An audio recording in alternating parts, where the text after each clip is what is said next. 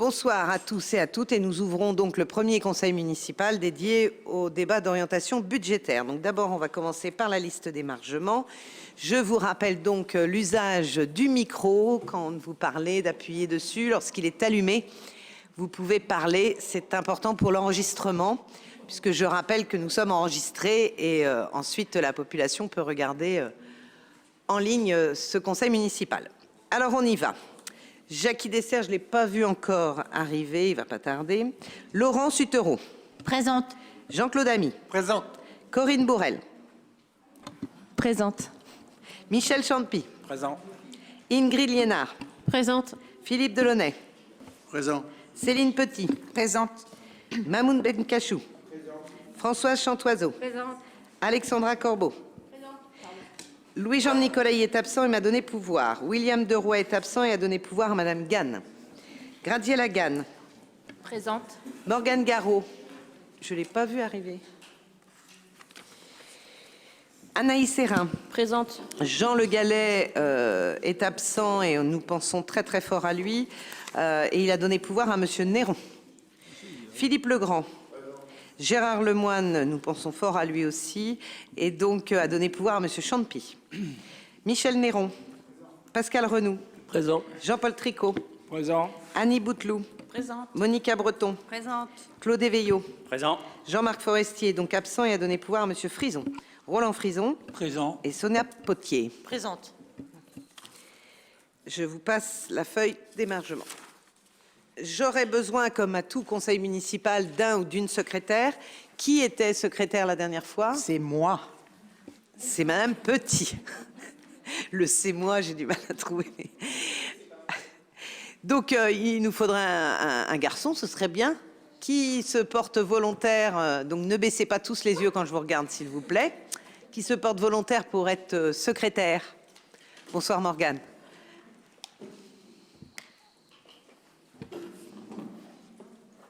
Michel, tu te portes volontaire? Il y a deux Michel. Oui. Voilà, Michel Néron, volontaire. Merci beaucoup et secrétaire donc pour ce premier conseil municipal. Accepteras-tu de faire les deux?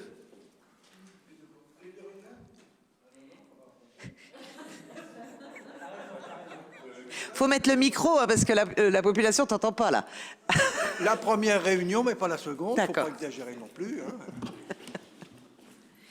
Bien, sur ce, donc l'ordre du jour est le suivant. En affaires financières, nous avons donc le débat d'orientation budgétaire 2023 qui doit être seul, comme le demande la loi.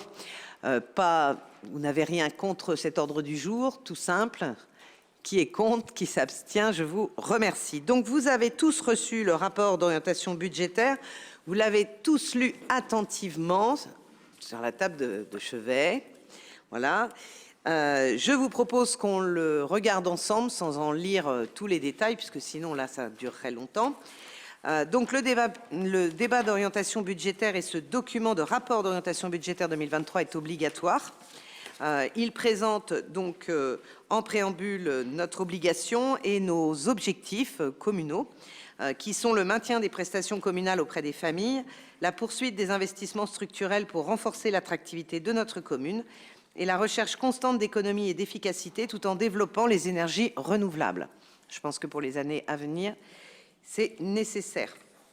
Ensuite, vous avez un contexte national et territorial qui nous viennent de sources AMF et puis lettres du Sénat. Nous avons un point sur la dotation globale de fonctionnement, sur l'évolution du FPIC, sur les filets de sécurité concernant donc les amortisseurs électricité que le gouvernement a mis en place, les dispositifs d'aide au choc énergétique, en particulier pour les structures de santé, mais aussi les entreprises et les collectivités. Voilà, donc on a le bouclier tarifaire, l'amortisseur et le filet de sécurité. Nous avons aussi des mesures pour les particuliers, des mesures pour l'emploi et les entreprises, des mesures aussi écologiques dans le budget de finances du gouvernement. On vous fait un point sur les finances des collectivités locales et puis sur aussi les budgets des ministères et des effectifs publics.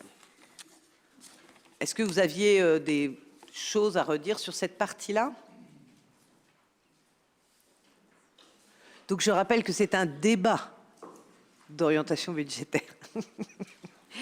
Bien. Alors, nous avons ensuite la situation de notre commune. Nous avons un point sur la population avec une population INSEE au 1er janvier 2023. Donc, vous savez que le recensement avait été repoussé à cause du Covid. Il a été réalisé cette année. Il est d'ailleurs terminé. Nous attendons les résultats. Nous sommes aujourd'hui à 4173 au 1er janvier 2023. Nous avons perdu encore un petit peu d'habitants, même si la chute a tendance à se stabiliser quand même. Néanmoins, c'est une situation qui n'est pas liée qu'au LUD, c'est une situation qui est liée quand même à la Sarthe et en particulier au milieu rural, puisque les grandes agglomérations ont tendance à augmenter leur population. Nous vous avons mis le nombre de décès et de naissances, et c'est là qu'on voit bien la différence entre les naissances en 2022 qui sont au nombre de 17 et le nombre de décès qui est au nombre de 77. Donc le delta est de 60. Voilà, donc on prend en gros, nous avons 4100 habitants sur la commune nouvelle du Lude. Nous vous avons mis aussi un document qui me paraît intéressant, même si il date de 2019. Nous en aurons sans doute un l'année prochaine mis à jour. C'est les grandes tranches d'âge pour notre population au Lude. On voit bien que les 0 à 14 ans, les 15 à 29 ans sont en baisse. Ainsi que les 30-44 ans. Nous avons aussi une baisse moins forte des 45 à 59. Par contre, nous avons une forte augmentation des personnes de 60 à 74 ans et des 75 à plus. Voilà. Nous avons une population âgée sur la ville du Lude, très clairement indiquée par ces graphiques. Le nombre de ménages sur le Lude est de 1957 et la taille moyenne des ménages est de 2 personnes par ménage. Donc, 37,6% de nos ménages sont composés que d'une seule personne. Sur les 61,4% de ménages avec famille, 37,7% sont composés d'un couple sans enfants, 16,7% d'un couple avec enfants et 7% de familles monoparentales. C'est toute notre difficulté et notre inquiétude aussi pour nos écoles, puisque nous avons de moins en moins d'enfants. Enfin, nous avons mis la répartition socio-professionnelle et sans surprise, nous avons beaucoup de retraités au Lude.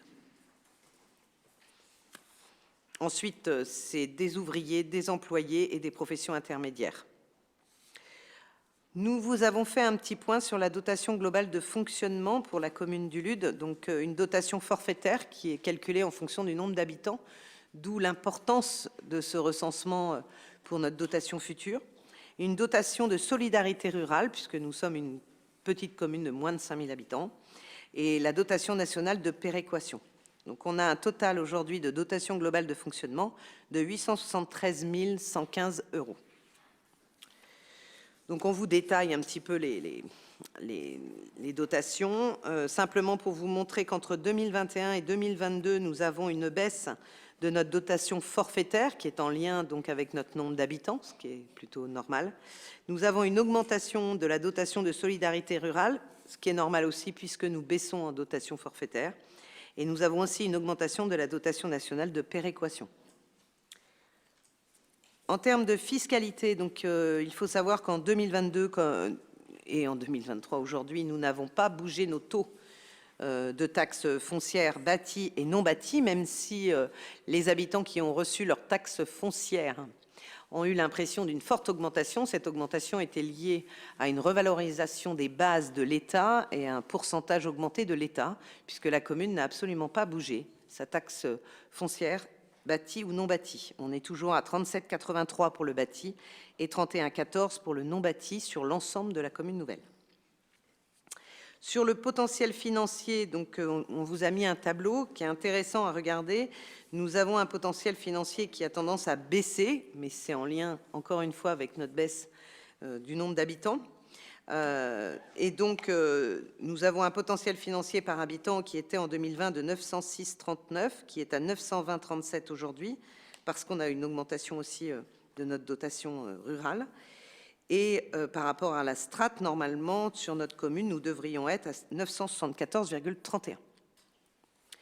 Nous sommes en dessous. Nous sommes à moins 53,94 d'une, ville comme la nôtre.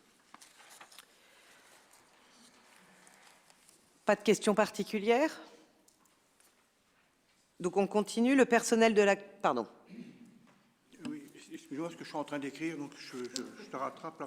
Non, une petite simple, je rebondis sur ce que tu disais tout à l'heure en matière de fiscalité. En 2022, tu évoquais une augmentation des bases, l'actualisation des bases qui était de 3,4%. En 2023, cette révision des bases qui est maintenant calculée en fonction de l'inflation sera de 7,1%. Voilà. 7,1%. Donc ça veut dire 7,1% d'augmentation du foncier et 7,1% d'augmentation de la taxe d'ordures ménagères. Ça, il faut le savoir. Donc on est bien d'accord, Michel, pour être très clair pour les personnes qui nous écoutent, cette revalorisation et cette augmentation n'est pas liée à la commune, c'est une augmentation de l'État, en fait, sur une revalorisation des bases. C'est l'actualisation des bases. Si on ne veut pas que les impôts augmentent, on baisse les taux. Il ne faut pas être hypocrite non plus. Mais voilà, l'année dernière, 3,4, c'était déjà important par rapport aux années précédentes. Mais bon, il n'y avait pas d'inflation avant. Et là, cette année, c'est 7,1%. Donc, Dans un premier temps, le gouvernement avait proposé de le faire sur 2 années, en fait, et il va finalement le faire en une seule année. Une petite remarque pour bondir sur ce que dit Michel. Sur le taux de la taxe des ordures ménagères, elle n'est pas fixée. Il y a une réunion demain et je sais pas, c'est pas certain que ça suive les 7, oui, les taux peuvent éventuellement baisser. Donc il n'y a rien d'acté, il n'y a rien de fait. sur les deux impôts, quoi. Il faut que tu demandes à ta voisine d'allumer le micro, ton assistante. Bien, mais vous avez raison, Monsieur Néron, de prévenir quand même la population et aussi nos élus qu'en effet, la taxe foncière, l'année prochaine, va prendre une forte augmentation parce qu'il va y avoir une revalorisation importante des bases. Alors, soyons honnêtes jusqu'au bout, la revalorisation des bases permet aussi une augmentation du budget de la commune puisque le pourcentage des impôts est calculé en fonction des bases. Mais en tout cas, c'est pas notre taxe, c'est pas le montant en tout cas de notre taux qui augmente, c'est bien les bases. Ensuite, nous avons un point sur le personnel de la commune nouvelle du Lude. En 2021, nous avions 68 agents qui étaient en correspondance emploi, c'est-à-dire nous avons 68 agents, mais ils ne sont pas tous à temps plein. En équivalent emploi temps plein, nous sommes à 62,86 en 2021 et en 2023, nous passons à 64,03. La justification, elle est toute simple, c'est l'arrivée du CNI qui nous a demandé d'embaucher du personnel pour pouvoir réaliser les cartes d'identité et les passeports. Vous avez la pyramide des âges de nos personnels et vous voyez bien quand même que nous avons un certain nombre d'agents qui sont entre 50 et 54 ans, ainsi que de 55 à 59. Alors même si la retraite est repoussée, ça n'empêche que c'est des personnes qui vont travailler et qui vont partir à la retraite bientôt. Donc on a un vrai travail à faire sur la gestion justement du remplacement des personnels, d'autant plus que ces derniers temps, la notion de recrutement est une vraie complication, y compris pour les collectivités. Nous avons de plus en plus de mal à recruter des personnes pour travailler, y compris en mairie. Donc en 2022, nous n'avons pas eu de départ à la retraite. Par contre, en 2023, nous avons 3 agents qui partiront à la retraite. Voilà, on vous a donné un certain nombre d'informations sur les décès. Je rappelle que nous avons eu une agente contractuelle du service communication qui est décédée en 2022 et donc je tiens par là même à dire à la famille que nous compatissons évidemment. C'était une agent importante aussi pour la commune. Nous avons 4 arrivées, voilà, et puis nous avons des avancements de grade. La masse salariale, donc vous allez la voir en 2020, 2021, 2022, elle est en augmentation. La justification de ces augmentations, eh bien, ça a été aussi les augmentations du traitement indiciaire qui ont été imposées aussi par l'État, du régime indemnitaire, de la NBI aussi pour les agents encadrants, le supplément familial de traitement qui a augmenté aussi. Donc toutes ces augmentations, en fait, augmentent notre masse salariale en automatique. Donc en 2022, la masse salariale représente 43,67% du budget global de fonctionnement. Dans la plupart des communes équivalentes, nous sommes plutôt à 50%.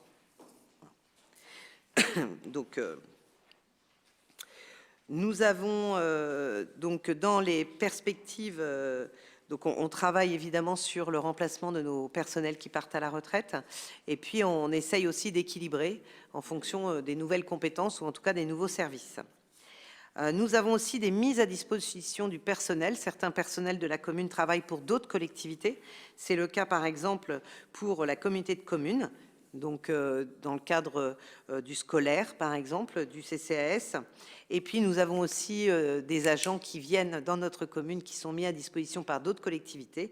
C'est le cas de notre chef de projet ORT-PVD qui est un agent de l'intercommunalité qui vient travailler pour la commune. Donc, quand nous mettons à disposition des personnels, nous sommes remboursés. Et lorsque nous recevons des agents, nous remboursons la collectivité qui nous met à disposition. C'est pour ça que vous avez aujourd'hui le tableau. Donc, nous recevons 56 409,36 € et nous reversons 14 233,92 €. Voilà. On vous a fait un petit point sur la formation des agents. Excusez-moi. Pas de questions particulières sur les personnels? Ensuite, nous avons un point sur la dette du budget principal. C'est important. Nous devons communiquer la dette de la commune à l'ensemble de nos habitants et c'est bien normal. Donc, vous avez vu donc la courbe. Aujourd'hui, nous avons en 2025 beaucoup de prêts qui arrivent à échéance. Donc, nous allons descendre fortement autour des 250 000 € de dette. Aujourd'hui, nous sommes plus élevés, mais un certain nombre de prêts va disparaître. Et donc, nous avons en dessous, nous avons mis la répartition des échéances par prêteur. 80% viennent du crédit agricole. Je cite, hein. La Caisse des dépôts à hauteur de 4%, le Crédit mutuel à hauteur de 9% et la Caisse d'épargne à hauteur de 7%. Donc, pour mémoire, hein, l'annuité de la dette en 2014 était de 415 033. En 2014, lorsque nous sommes arrivés pour le premier mandat. Et aujourd'hui, l'annuité en 2022 est de 449 224. Donc, nous avons un... Rappelez-vous, hein, nous étions mis comme objectif qu'à chaque fin de mandat, nous retrouvions la dette quand nous sommes arrivés. Donc, il faut savoir qu'en 2022, il y a un emprunt qui s'est terminé qui a dégagé 17 000 €. Et nous aurons d'autres... on a 5 emprunts qui se termineront en 2023 et qui vont donc nous permettre d'avoir 125 000 € par an sur le budget 2024 que nous ne paierons pas en termes de remboursement. Voilà. Ensuite, on a un point sur le budget principal. Donc, sur le budget principal, nous sommes en recherche constante d'économies, évidemment, pour une gestion maîtrisée, malgré aussi l'augmentation et l'inflation que nous subissons comme tous, et l'augmentation aussi de nos fluides. Nous poursuivons la réorganisation de nos services. Nous répartissons analytiquement, en fait, avec un suivi des différentes imputations de nos services pour savoir le coût de chaque service. Nous renforçons le contrôle de gestion. Nous faisons des diagnostics aussi des différents contrats, ce qui a été le cas, par exemple, pour les assurances, où nous avons gagné une très forte somme, quand même, en renégociant nos contrats d'assurance. Nous maîtrisons aussi les dépenses de fourniture administrative et de produits d'entretien. Évidemment, nous avons une attention importante pour anticiper les événements nationaux ou locaux qui peuvent impacter notre budget. En section d'investissement, 73% des dépenses prévues ont été réalisées ou engagées en 2022, qui reflètent l'image d'une gestion maîtrisée entre les projets et les réalisations, avec un montant d'investissement très important pour une commune comme la nôtre. Sur les recettes, eh bien, nous cherchons toujours de nouvelles recettes. Nous avons aussi des ventes qui, en 2022, nous ont apporté 758 644 €. Donc, je rappelle, nous avons vendu le site de Vaunaval pour 450 000 €, le local de Pontfour pour une nouvelle entreprise à 150 000 €, et nous avons vendu aussi Boulevard des Tourelles donc pour 70 650 €. Pareil pour une entreprise. Donc, aujourd'hui, on vous met les taux de réalisation. On vous explique aussi que le programme Petite Ville de demain se poursuit avec le déploiement de la microfolie, de la plateforme numérique J'achète Ludois, et puis aussi la mise en place d'études pour la stratégie foncière et immobilière de notre friche des bords de Loire. Nous avons une étude préopérationnelle Habitat qui est menée conjointement avec la communauté de communes. Nous mettons en œuvre aussi donc la maison des projets. Nous avons mis en œuvre un marché pour la construction de 2 terrains de tennis paddle qui vont arriver en 2023. Et nous avons aussi la mise en œuvre d'aménagement, accompagnement, l'espace sportif près du collège. Et je vous passe aussi les bords de Loire, etc.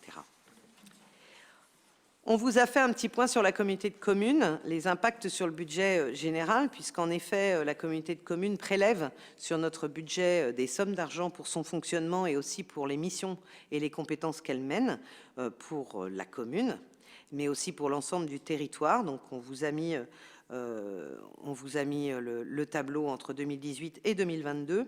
Et on a reversé en 2022 125 000 euros donc, à la communauté de communes Sud-Sarthe dans le cadre, alors pour plusieurs raisons. La première, ce sont ce qu'on appelle les charges ADS, c'est-à-dire le service qui instruit les permis de construire, les permis d'aménager, etc., qui est mutualisé sur le territoire. L'APS, c'est donc le périscolaire pour la voirie, donc elle est compétente aussi sur un certain nombre de kilomètres. Et puis sur l'école de musique, mais que nous ne finançons plus maintenant. Je vous rappelle que notre école associative est devenue école intercommunale.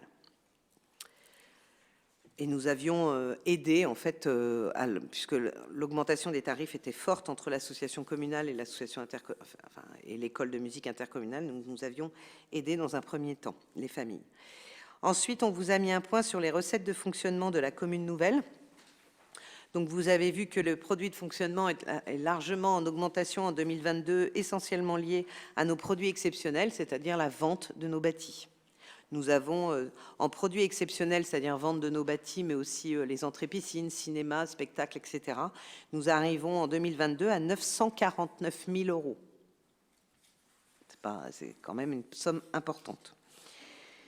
Voilà. Et puis nous avions eu aussi le solde de l'indemnité d'assurance. Rappelez-vous, lorsque Pontfour a brûlé, nous avions eu l'indemnité aussi finale. Voilà. Donc on vous explique un petit peu quels sont les attendus. On a fait un petit point évidemment sur les charges de fonctionnement qui sont en augmentation. Alors en particulier, ce ne sont pas les charges à caractère général qui augmentent, ce sont les charges de personnel, comme on vous l'a expliqué tout à l'heure, puisque nous avons embauché un agent de plus pour le CNI Passeport et nous avons revalorisé les indices et les salaires. En charge financière, nous avons plutôt une baisse. En charge de gestion courante, une augmentation, et puis une augmentation aussi en amortissement, puisqu'on investit. Donc c'est normal qu'on ait une augmentation aussi de nos amortissements. Avez-vous des questions par rapport à ce budget principal en fonctionnement et en investissement? Non? Donc là, maintenant, on passe au budget annexe de la mairie, donc de la commune, le budget annexe du camping d'abord, qui montre que nous avons une augmentation en charge, en tout cas de personnel. La dotation aux amortissements est plutôt en baisse et les charges à caractère général sont plutôt très stables. Donc les dépenses de personnel ont augmenté puisqu'en fait nous avons revu l'imputation et nous avons imputé sur le budget du camping le temps de travail de notre agent des services techniques qui intervient au camping, qui avant était sur le budget général. Voilà. Les recettes qui sont intéressantes quand même, puisque entre 2020 et 2022, nous arrivons de nouveau à des recettes équilibrées comme avant la pandémie. Nous sommes aujourd'hui à 144 521 de recettes. En 2020, nous étions à 100 000 euros. Donc c'est plutôt positif. On vous a mis aussi les statistiques comparatives entre 2019 et 2022 en nuitées par type d'hébergement. Donc là, on voit bien qu'il y a aussi une augmentation des locatifs avec sanitaire. C'est un impact que nous voyons après le Covid, où les personnes aujourd'hui souhaitent être complètement autonomes avec des sanitaires lorsqu'ils viennent en vacances. On vous a mis aussi la répartition des touristes étrangers accueillis par nuitée pour la saison 2022. Donc les Anglais sont de retour. Les Italiens aussi un petit peu, 1%, et puis les Pays-Bas qui ont toujours été un public présent sur notre territoire. Mais les Anglais avaient un petit peu disparu avec le Covid et ils sont de retour. Les Belges évidemment, les Allemands, et puis ensuite nous avons aussi des Irlandais, des Espagnols et des Suisses. La répartition des touristes étrangers accueillis par nuitée pour la saison 2019, eh bien, on voit que le plus important, ce sont les Pays-Bas, à 44%. Sur les éléments prospectifs, donc, on vous a mis que les perspectives d'investissement sont de nouveau orientées vers l'achat de locatifs en bois, puisque nous partons sur l'achat de locatifs indépendants, puisque c'est ce qui fonctionne sur notre camping. Voilà, mais qui restent des locatifs qualitatifs et surtout qui s'intègrent très bien dans l'environnement. C'est pour ça qu'ils sont en bois, totalement équipés, avec cuisine et sanitaire. Sur les dépenses de fonctionnement, nous prévoyons des dépenses de fonctionnement identiques à 2022, même si l'inflation est sensible aussi sur de nombreux produits. Voilà. Et puis les investissements que nous envisageons pour 2023 sur le camping, c'est donc une balançoire supplémentaire, pour ceux qui aiment se balancer. Un hébergement Canton, c'est celui que je vous disais tout à l'heure qui est en bois. Un abri vélo bois sécurisé, puisqu'en effet, on a de plus en plus quand même de touristes aussi en vélo et il faut les protéger, les vélos, la nuit en particulier. Nous allons rénover la salle conviviale. C'est un budget important de 560 000 €, mais qui est nécessaire. C'est aujourd'hui, cette salle conviviale, pour tous ceux qui connaissent le camping, c'est un modulaire en fait qui est posé sur des piliers en béton et il est largement temps de le retravailler en termes d'isolation aussi, et puis en termes phoniques et visuels. Et puis nous avons une plateforme aussi à 6848, ça c'est quand nous mettons des cotonnes ou quand on met aussi des mobil-homes, on a besoin de faire des plateformes en béton au sol. Voilà. Donc on fera un emprunt pour pouvoir financer la rénovation de la salle conviviale. Sur le budget annexe de l'eau, écoutez, nous déléguons cette compétence à l'entreprise Veolia par une DSP depuis 2022, puisqu'on a re-signé, donc pour une durée de 7 ans. Voilà. Donc une partie de la dépense de raccordement en eau potable de la nouvelle zone des Tourelles, donc les bâtiments économiques, bonsoir, a été affectée en 2022 sur le budget de l'eau. Voilà. Et sachez que l'eau potable de la commune nouvelle concerne 2499 abonnés. 146 km de réseau quand même, d'adduction en eau potable. Voilà. Et on a 2 stations de surpression et on traite environ 280 000 mètres cubes d'eau potable qui sont produites par an. Voilà. On n'a pas d'emprunt en cours et on va continuer à rénover en fait le réseau d'eau potable, surtout avenue de la Libération en 2023, un réseau qui n'est pas en très bon état. On va viabiliser aussi la zone industrielle à l'arrière pour des parcelles.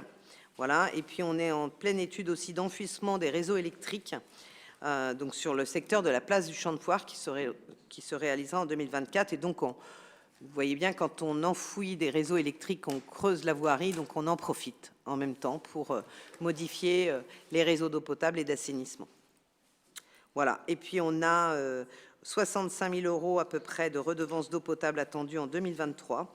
Et en 2024, nous ferons une étude d'extension du lotissement de la vallée du Saule. Donc là aussi, il y aura un impact sur le budget de l'eau. Puisque, à titre d'information, aujourd'hui, nous n'avons plus qu'un seul terrain à construire disponible sur la commune. Nous en avons 3 à Dissay-sous-le-Lude et un seul sur la commune du Lude. Donc 4 sur la commune nouvelle. Ce qui n'est pas beaucoup. Ensuite, vous avez le budget annexe de l'assainissement.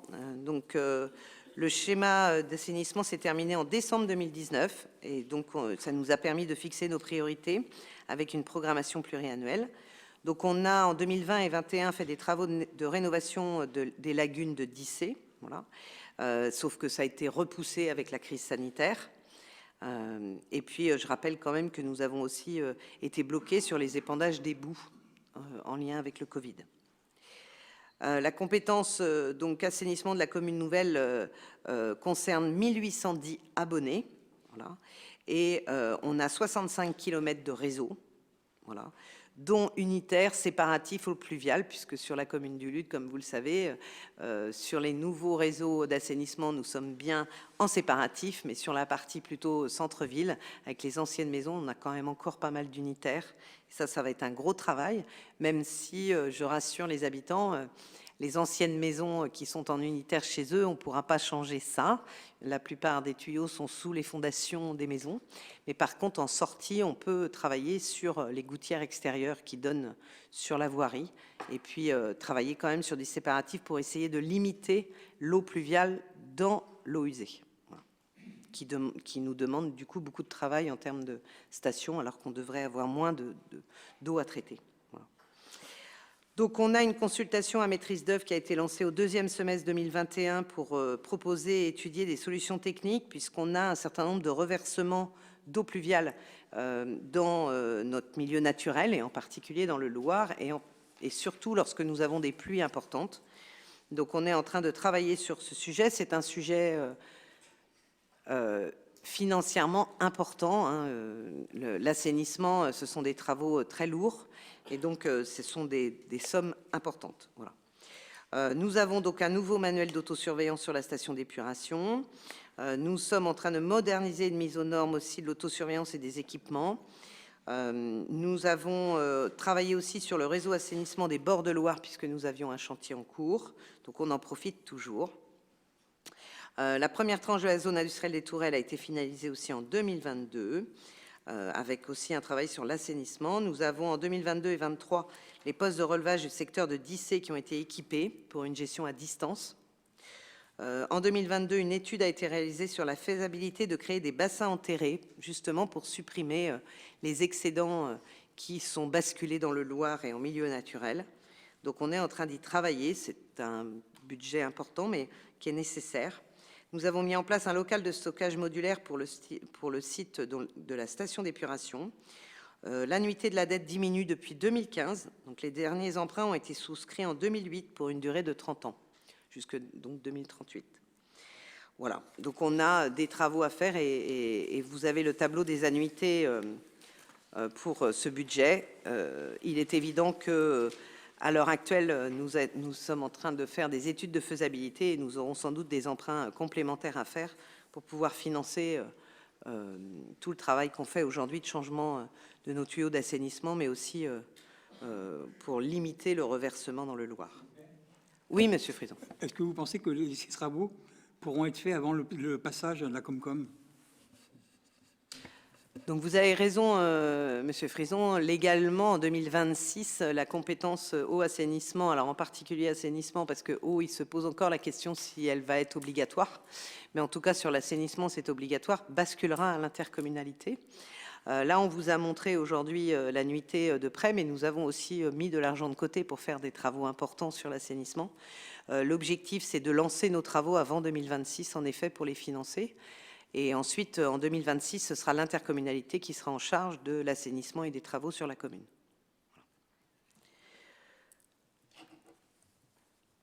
Donc, on budgétise un budget d'investissement de 200 000 € à peu près hors taxe tous les ans sur ce budget. Et puis, donc, on vous a donné tout à l'heure les études qui sont en cours. On vous a mis quand même les travaux à réaliser qui sont quand même important. Donc, l'avenue de la Libération pour la rénovation de nos réseaux, c'est 80 000 €. Voilà. Et donc, mais là, ce sont les petits projets. À titre d'information, les premiers chiffres qui peuvent sortir des travaux que nous devons faire en centre-ville aujourd'hui pour limiter les reversements dans le Loir, on est plutôt près des 900 000 €. Donc, c'est un gros budget. Sur le budget annexe de Ronsard, donc, on vous a mis l'annuité qui se termine en 2025, qui est plutôt logique puisqu'on arrive au terme des prêts qui avaient été réalisés à la construction en fait de notre espace Ronsard. On vous a mis aussi les charges de fonctionnement entre 2020 et 2022. Donc les dotations aux amortissements ne bougent pas, les charges financières non plus. Les charges de personnel sont plutôt stables.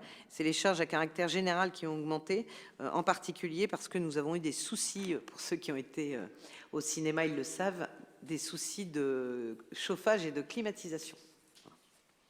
Donc, et du rideau de scène qui, ce week-end, a très bien fonctionné pour l'harmonie.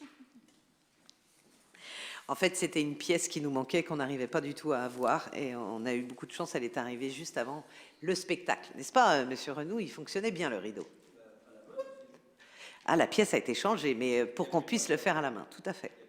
Mais on ne pouvait pas à la main non plus avant.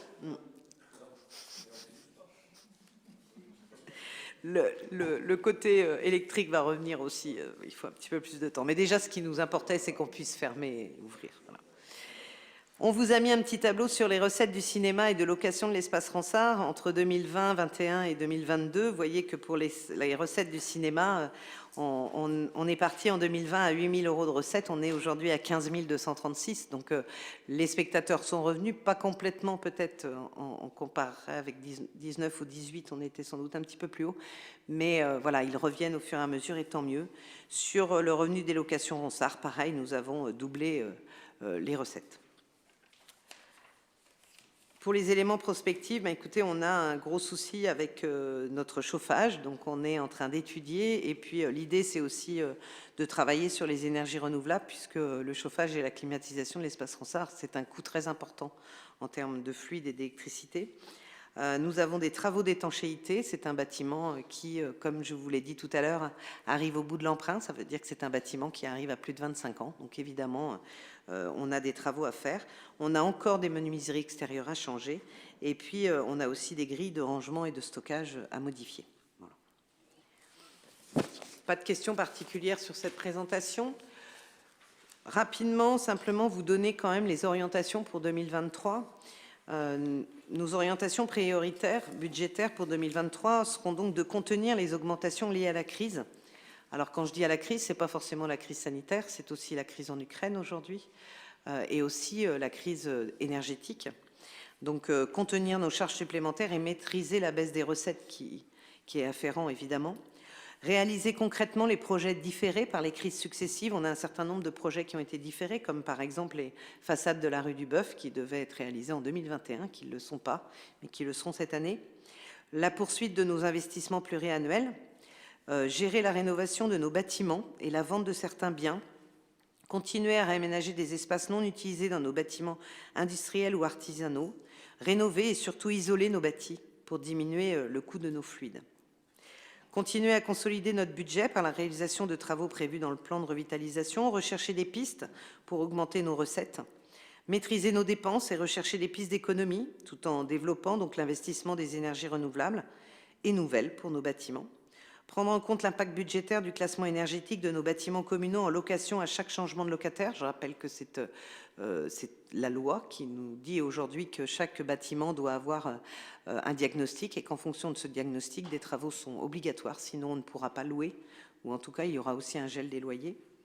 Prioriser les actions permettant d'améliorer l'attractivité de notre commune et l'activité économique, en développant de nouveaux quartiers aussi pour améliorer l'habitat de qualité. Réaliser une gestion prévisionnelle des emplois avec l'anticipation des départs, on en a parlé tout à l'heure. Développer des partenariats externes ou avec d'autres collectivités pour développer les recettes et baisser les coûts globaux. C'est la notion de mutualisation, on en a parlé aussi tout à l'heure avec la mise à disposition de nos personnels.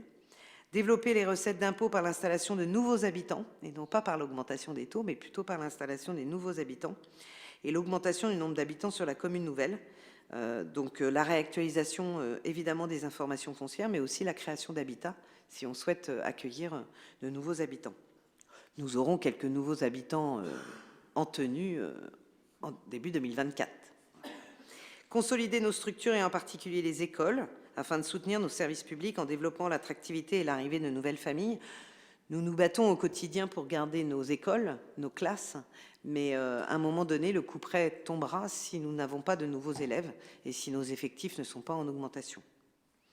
Veiller à répondre aux appels à projets de l'État et de nos collectivités partenaires pour diminuer les charges d'investissement de nos projets et en particulier répondre à certains projets dans le cadre de la nouvelle programmation LEADER et européenne. Continuer à investir pour la santé et en particulier rester vigilant sur les actions intercommunales qui ont un impact sur la commune du Lude. Le programme Petite Ville de demain, donc on vous l'a listé tout à l'heure, je ne vais pas vous le relister maintenant. Voilà, donc je vous ai présenté le rapport d'orientation budgétaire. Avez-vous des questions? Et j'ouvre le débat suite à cette lecture de ce document.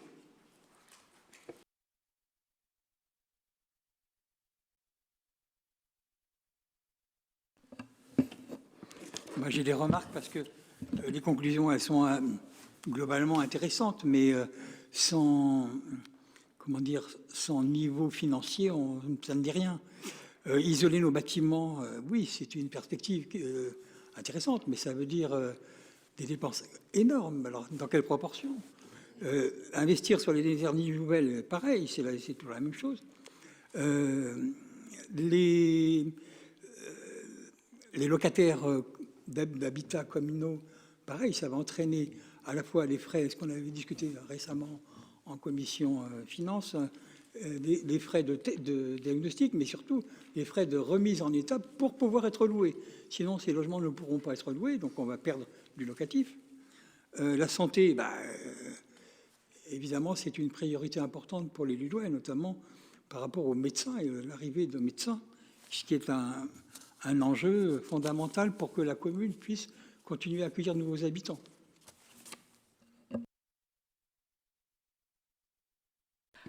Alors, pour vous répondre, Monsieur Frison, l'enjeu d'isolation de nos bâtiments est un enjeu de la commune nouvelle, mais aussi des particuliers et des bailleurs de notre commune, des bailleurs privés. En effet, un bâtiment qui sera diagnostiqué F et G, en fait, ne pourra plus être louable s'il n'y a pas des travaux.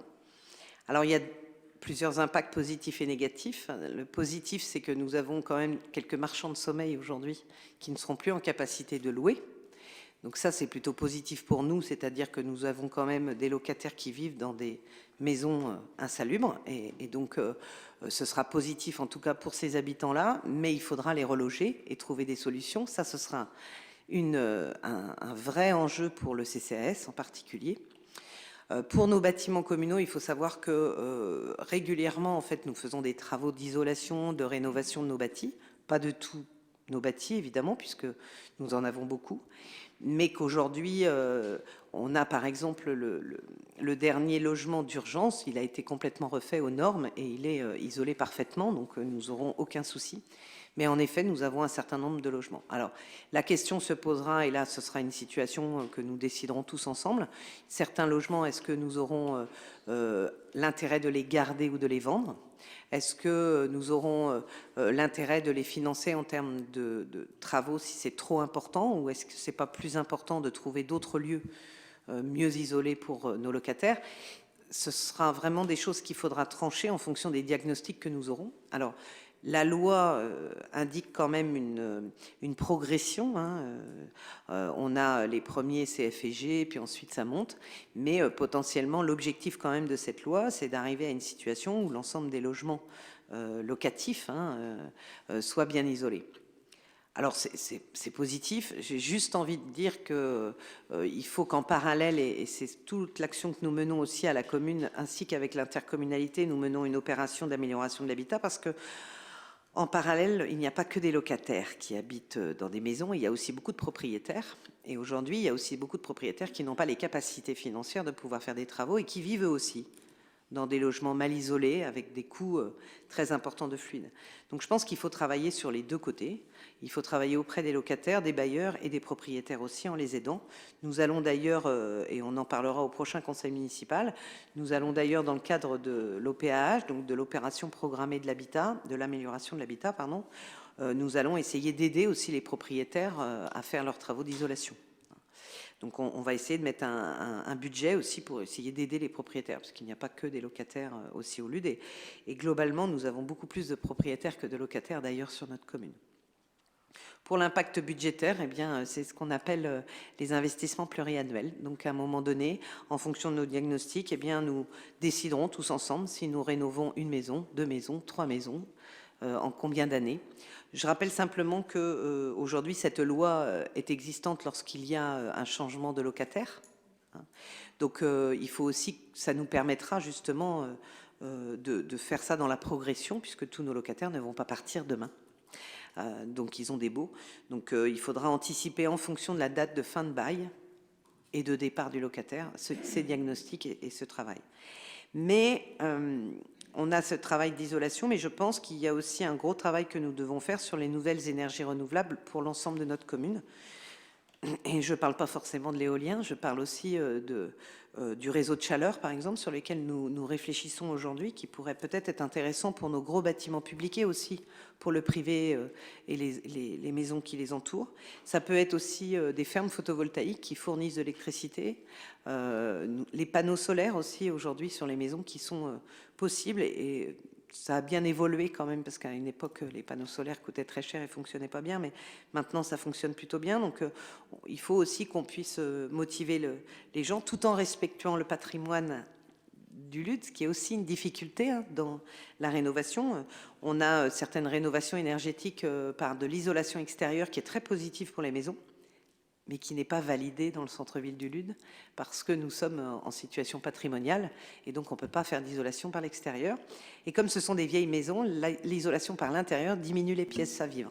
Donc ce sont des vraies difficultés parfois techniques aussi. Voilà. Donc ce sont des sujets. La santé, aujourd'hui, c'est une compétence intercommunale. Nous continuons, nous, à œuvrer au quotidien auprès des professionnels de santé. Nous les avons encore reçus la semaine dernière. Mais c'est une compétence intercommunale, et donc je souhaite que la maison pluridisciplinaire intercommunale sorte de terre rapidement, puisqu'en effet, aujourd'hui, la seule solution pour avoir des professionnels de santé, d'avoir des nouveaux, mais aussi de conforter les présents, c'est de les faire travailler ensemble et qu'ils se sentent moins seuls. Le cabinet du médecin chez lui, c'est fini. Aujourd'hui, les médecins souhaitent être entre eux pour pouvoir avoir un secrétariat commun, etc.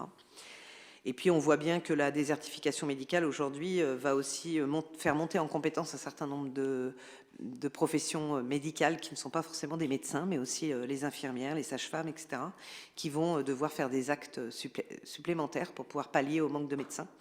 Donc, eux aussi, ils ont envie d'avoir des locaux de bonne qualité. Donc, nous avons fait vraiment ce qu'on a pu en urgence pour nos professionnels qui étaient en difficulté de logement. Donc nous avons installé 4 professionnels de santé sur la place du Champ de Foire, mais la maison pluridisciplinaire a plus de 18 professionnels, la commune ne peut pas le supporter financièrement, et donc c'est l'intercommunalité qui devra le faire, et qui est en cours de réflexion. Voilà, je pense avoir répondu à peu près à toutes vos questions. Donc oui, vous avez raison, Monsieur Frison, ce sera des impacts budgétaires importants et qui devront faire partie de nos réflexions et surtout des choix que nous allons faire. Nous avons fait des choix. Cette année, on a fait le choix, par exemple, d'une structure padel en sport. Nous avons eu un boulodrome il n'y a pas longtemps. Mais peut-être que pendant quelques années, nous allons privilégier plutôt l'isolation des bâtis que des nouvelles structures sportives. Voilà, il faudra faire des choix.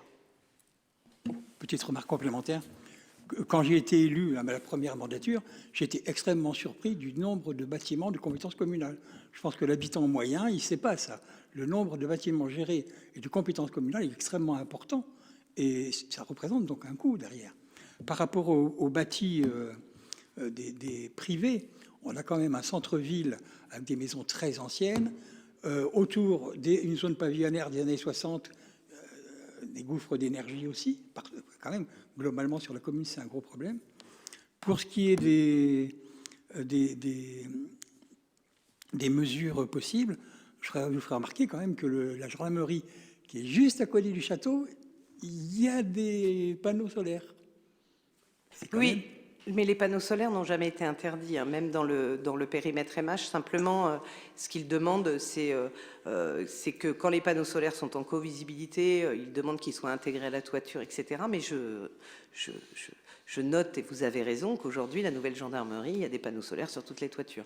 Et je pense qu'à l'avenir, de toute manière, nous devrons aussi accepter les panneaux solaires. Mais vous savez, pour vous donner un ordre d'idée, j'ai signé hier 2 autorisations de travaux pour des panneaux solaires sur des maisons au Lude.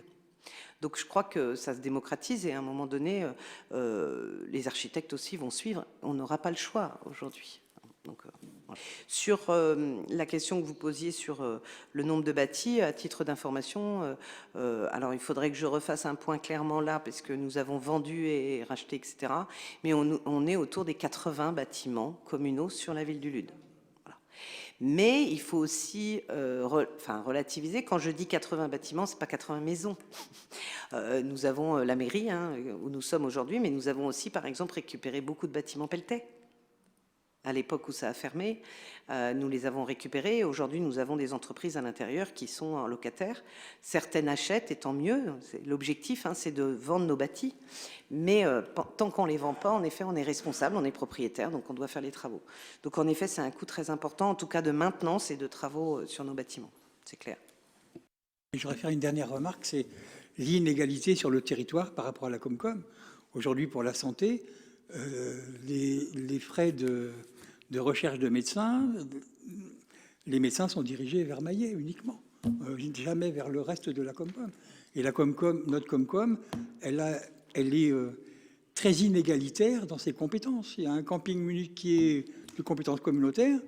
On achète les bungalows sur le budget de la Comcom, au lieu on les achète sur notre budget. Le camping, la maison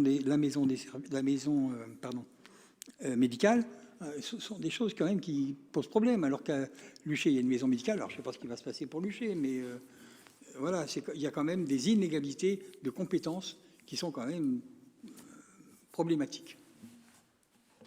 Et finalement, j'ai une dernière remarque quand même, c'est un peu rigolo quand même.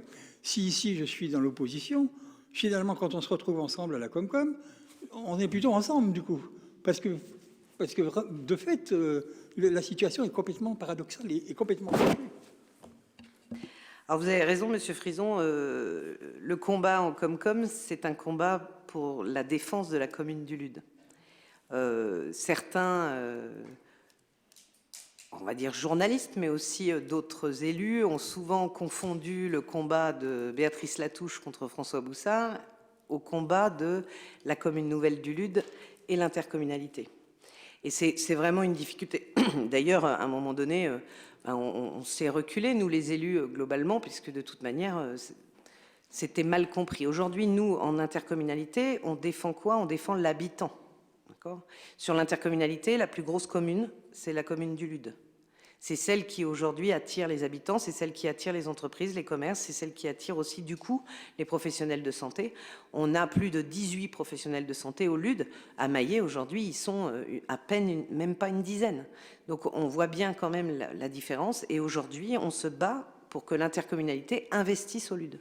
Mais comme ce n'est pas le cas, voilà, malgré notre combat, et c'est vrai que quand je combats à l'interco et que je vois ou je lis ou j'entends ce qu'on dit sur le combat de Madame Latouche, c'est pas le combat de Madame Latouche, c'est Madame le maire qui défend sa commune. Et quand je vois qu'il n'y a pas d'investissement de l'intercommunalité, qu'est-ce qui se passe? En effet, la commune pâlit. Je suis d'accord avec vous. Nous n'avons jamais eu de bâtiment blanc sur la commune du Lude, donc la commune du Lude a construit 3 bâtiments économiques. Nous n'avons jamais eu de maison pluridisciplinaire de santé au Lude, donc par l'intercommunalité, donc la commune a financé le cabinet médical. La piscine du Lude est une piscine communale et non pas intercommunale, etc., etc. Et je peux vous en donner plusieurs autres. Mais malgré tout, notre rôle à nous d'élus, c'est de défendre nos habitants et en particulier de défendre nos Ludois. Et il n'est pas question que la ville du Lude ne fait rien en attendant que le Père Noël intercommunal vienne. Parce qu'il ne vient pas. Donc à un moment donné, il faut se prendre par la main et le faire. Si demain, la maison médicale pluridisciplinaire est financée par l'intercommunalité, se réalise au Lude, je serai la première à remercier l'intercommunalité et M. Boussard, et parce que nous en avons besoin. Mais aujourd'hui, quand je me bats pas contre quelqu'un, je me bats pour les Ludois. Et je l'ai toujours fait en intercommunalité et ça continuera. Et nous, élus intercommunaux, en effet, M. Frison, nous nous retrouvons ensemble à lutter pour défendre notre commune. Que vous soyez dans la minorité ou dans la majorité, notre rôle à nous, c'est de défendre nos Ludois. Donc, en effet, le combat est toujours là et je souhaite qu'il continue. Je rappelle quand même que, financièrement parlant, la part financière dans la communauté de communes, la plus grosse part financière est apportée par la commune du Lude. Parce que nous sommes la plus grosse. Aujourd'hui, il faut savoir quand même, je ne sais pas si la population le sait, mais lorsque nous installons une entreprise au Lude, toutes les taxes d'entreprise vont à l'intercommunalité, pas à la commune. Donc c'est nous qui allons chercher le chef d'entreprise, c'est nous qui l'installons, c'est nous qui l'aidons, mais en fait, tous les impôts de la société vont à l'intercommunalité. Donc c'est quand même compliqué aujourd'hui de se battre un peu contre du vent, mais j'ai bon espoir que dans l'avenir, des services vont apparaître aussi de nouveau sur le LUD. Ce serait intéressant. Vous parlez de la maison médicale de Luchet, elle est communale aujourd'hui, hein. Elle aussi. Il n'y a que la maison médicale de Maillé qui est intercommunale. C'était un choix, non pas de la Comcom Sud-Sarthe, c'était un choix de l'ancienne communauté de communes de Maillé, en fait, hein, qui a décidé que l'école de musique soit intercommunale à Maillé, que la maison médicale était intercommunale, etc. Et donc, quand on a fusionné, on a récupéré les acquis des uns et des autres. Voilà. Dans le débat d'orientation budgétaire, j'ai mis une petite phrase, vous l'avez vu, où nous devons rester vigilants face au projet de l'intercommunalité. Nous devons continuer à nous battre pour la commune du LUD et ses habitants, pour la commune nouvelle, mais aussi pour le territoire, parce que je rappelle quand même que la plupart des gens qui travaillent au LUD aujourd'hui n'habitent pas forcément au LUD, mais habitent dans toutes les communes autour. Donc nous sommes aujourd'hui une petite ville de demain qui a envie d'exister, qui a envie d'être attractive, et pour ça, il lui faut des services. Et quand l'intercommunalité ne les fournit pas, eh bien, la commune met la main au budget. Voilà. Et là aussi, ce sont des choix, comme on disait tout à l'heure, entre les bâtis et d'autres choix. D'autres interventions sur le DOB, où on termine ce débat sur ce sujet?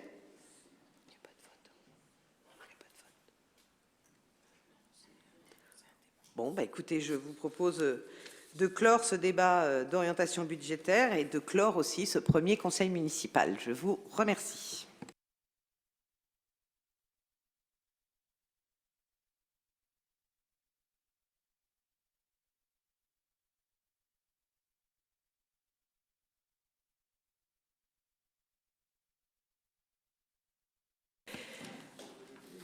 Êtes-vous prêts pour le second conseil municipal? Donc, oui.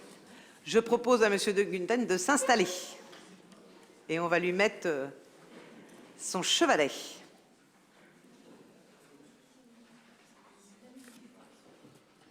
Donc, je vais commencer par faire l'appel, comme tout à l'heure. Jackie Dessert.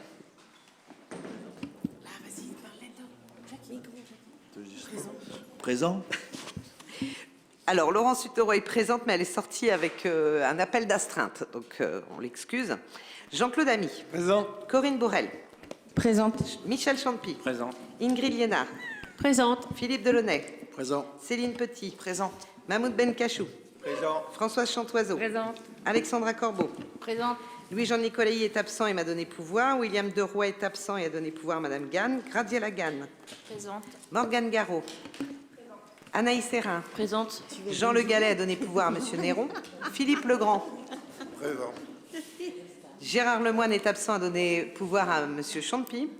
Michel Néron. Oui. Pascal Renoux. Oui. Jean-Paul Tricot. Présent. Annie Bouteloup. Présente. Monica Breton. Présente. Claude Éveillot. Présent. Patrice de Gunten. Présent. Roland Frison. Présent. Sonia Potier. Présente. Très bien, je vous passe donc l'émargement. Alors, sur ce conseil municipal, donc l'ordre du jour. Ah oui, secrétaire de séance.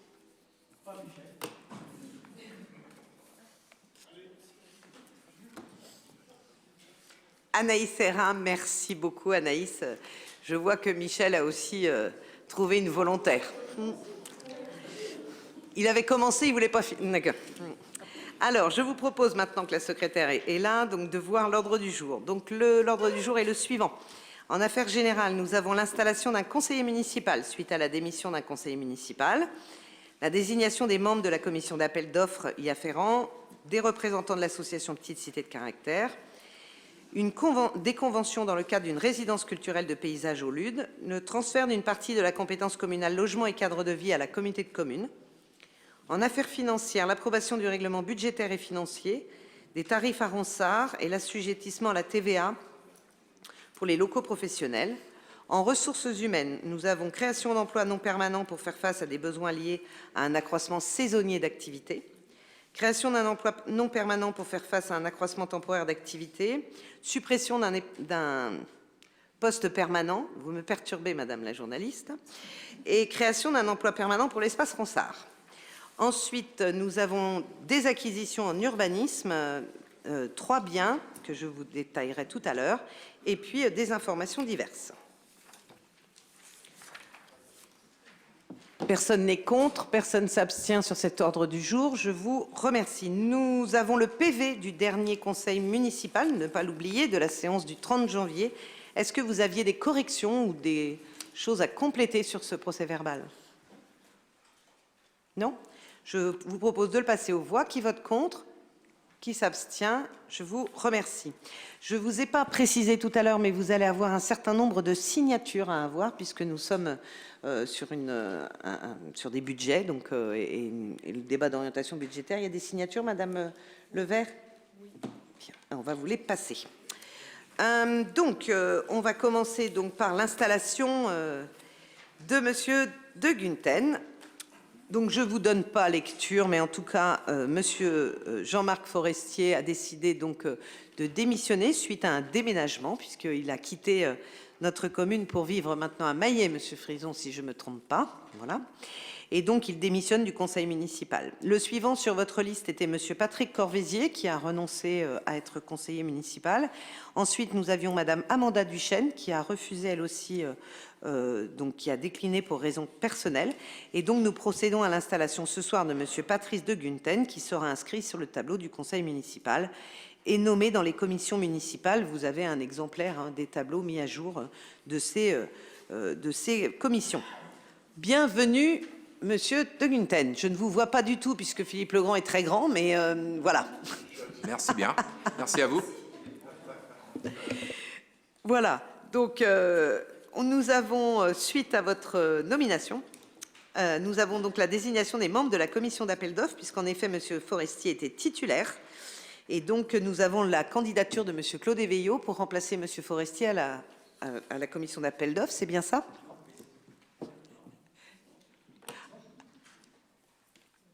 Ah. Oui, là, Monsieur Éveillot est suppléant. Tout à fait. Donc, du coup, nous avons Monsieur Frison titulaire et Monsieur Éveillot suppléant. D'accord? Donc, tout va bien, c'est bien ça? Donc, je rappelle les titulaires: Jean-Claude Amy, Jean-Paul Tricot, Jackie Desserre, Corinne Bourrel et Roland Frison. Et en suppléant, Michel Champy, Michel Néron, Laurence Hutereau, Céline Petit et Monsieur Claude Éveillot. Je vous propose de le passer aux voix. Qui vote contre? Qui s'abstient? Je vous remercie. Ensuite, donc, pour les petites cités de caractère, nous avions aussi des personnes qui représentent donc la ville du Lude. Et donc, comme Monsieur Forestier démissionne, nous avons Monsieur Éveillot qui s'est proposé pour remplacer Monsieur Forestier, n'est-ce pas? Donc, je vous propose en titulaire Madame Latouche Béatrice et Monsieur Jackie Desserre, et en suppléant Monsieur Jean-Claude Amy et Monsieur Claude Éveillot. Y a-t-il des votes contre? Qui s'abstiennent? Je vous remercie. Alors, nous avons des conventions aujourd'hui dans le cadre d'une résidence culturelle de paysage au Lude. Alors, nous avons décidé de mettre en place une résidence culturelle de paysage en partenariat avec la Maison régionale de l'architecture des Pays de la Loire. Et nous lançons jusqu'au 15 mars un appel à candidature auprès des paysagistes et de vidéastes pour mener une résidence à destination des habitants. Ce binôme sera invité à proposer une expérience sensible d'observation du paysage ludois. L'objectif est de révéler la dimension vivante du patrimoine paysager, industriel et artisanal hérité du Lude, d'imaginer les façons de ménager une cohabitation nouvelle entre les lieux de production inactifs, sous-entendu l'aménagement de la deuxième partie des bords de Loire, la vie quotidienne des Ludois, Ludoises et l'activité touristique de notre commune. Donc pour cela, l'équipe sera accueillie pendant 8 semaines dans la commune, où elle sera en immersion et accompagnée par la Maison de l'Architecture. Donc il y aura la réalisation d'un court-métrage, et puis les résidents interrogeront les formes de paysage de demain au Lude. La réflexion prendra appui sur des ateliers participatifs avec des habitants, sur de la mémoire et des témoignages aussi d'habitants, sur nos ressources naturelles et nos savoir-faire. Donc tout le long de cette résidence, ils iront à la rencontre des habitants. Donc, cette action s'articule autour du projet de revitalisation du territoire et de revitalisation aussi de notre friche. Donc, le financement de cette résidence s'élève à 40 000 € pour tout l'ensemble des frais et la mise en œuvre donc de l'architecte paysager et aussi de la Maison de l'Architecture. Nous attendons des subventions auprès de différents partenaires comme la région Pays de Loire, la DRAC, à hauteur minimum de 25 000 €. Voilà. Avez-vous des questions par rapport à cette proposition qui permettra encore une fois, c'est vraiment notre volonté aujourd'hui, nous avons eu la volonté sur le projet des bords de Loire d'associer les habitants et de pouvoir répondre à leurs besoins.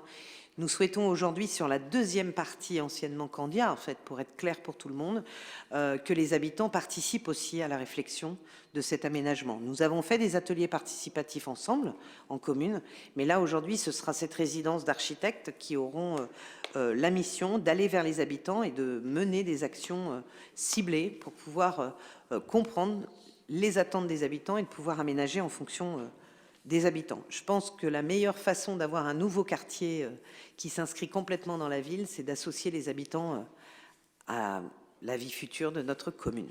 Voilà. Avez-vous des questions par rapport à ça? Donc du coup, on a 2 conventions à signer, une avec la Maison régionale de l'architecture et donc la commune.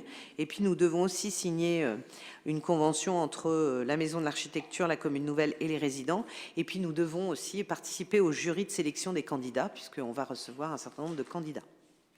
Et on les choisira.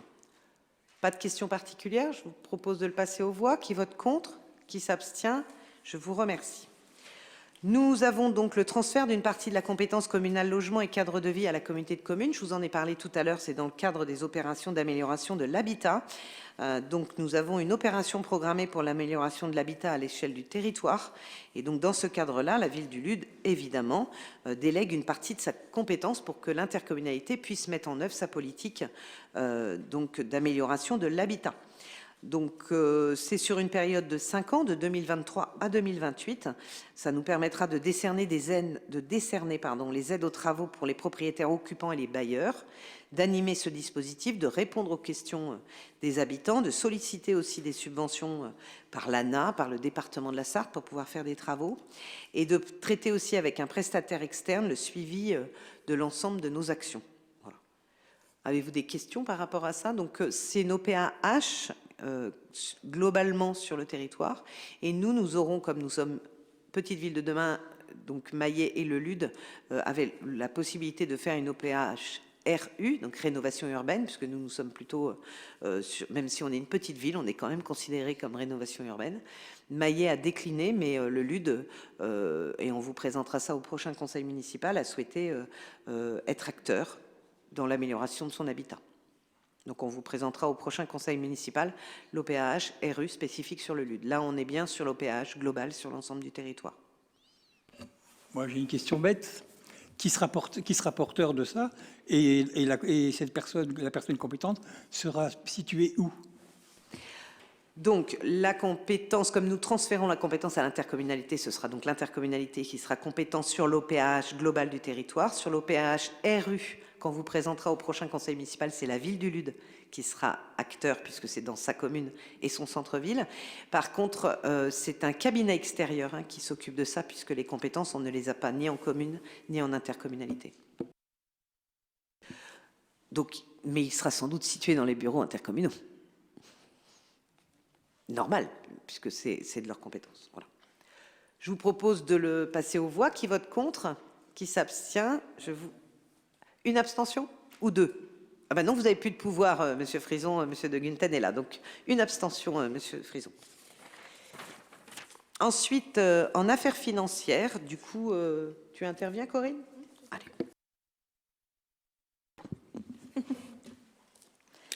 Donc, il a été vu en date du 15 février dernier, donc l'approbation d'un règlement budgétaire et financier.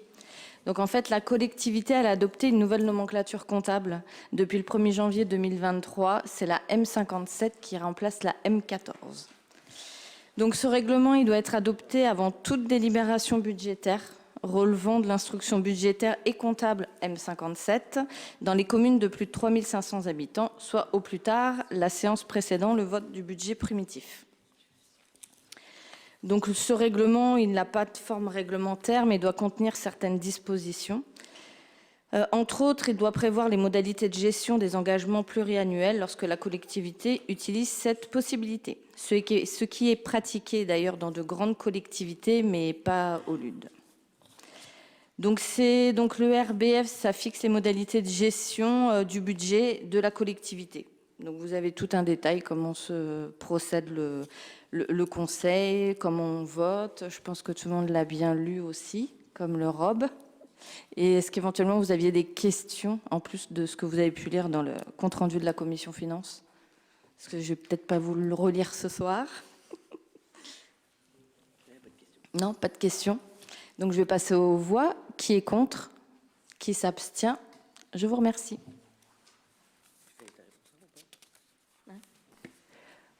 Point suivant en affaires financières, c'est les tarifs de Ronsard. Donc, ils ont été présentés, vous avez le tableau, ils ont été présentés en commission culture.